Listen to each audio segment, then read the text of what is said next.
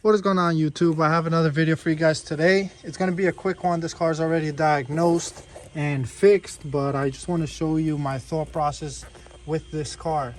So I came here, the car would crank but not start.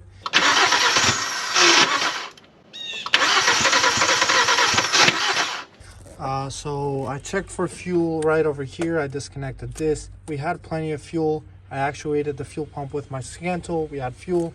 I checked for spark here. I checked the power supply and I checked the signal. The signal was good, so the primary side was good. I checked the secondary by using the spark plug, and we had spark. So that left me with timing concerns. So I scanned the car. I didn't have any faults in the engine control unit at all. So what I did next was I checked cam crank correlation, and this is right now, this is what we got. So the green here is our camshaft, the red is our crankshaft, and we can see here we got 1, 2, 3, about 4 teeth before our crankshaft is at top dead center. And this is the after capture. What I was seeing before is our crankshaft would not go 0 to 5, or 1.5 to 5. It should be 0 to 5 here.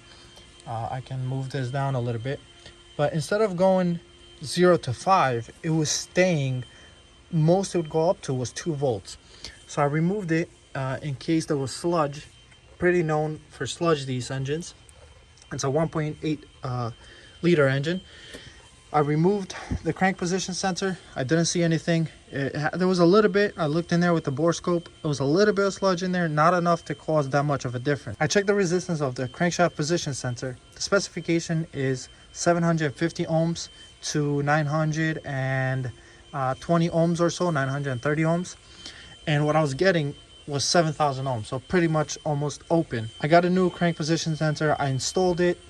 This is the capture that I got now. So this is the good capture, and the car starts. This was just a very quick video for you guys. This is how I went about this. First things I checked: fuel, spark.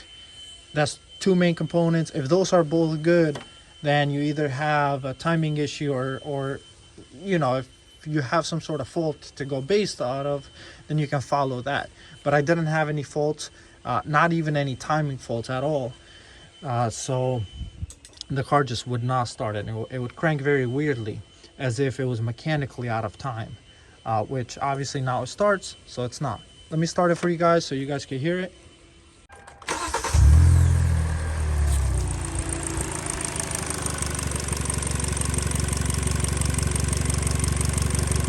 So this is our live capture here. The engine does shake a little bit, but I'm not too worried about that. I just want to get the car started. All right, let's go back here. Let's zoom in to our cam.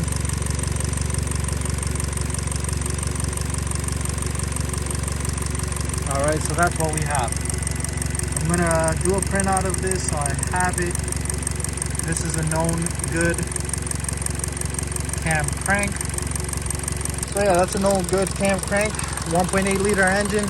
Thank you guys for watching. I'll see you on the next one.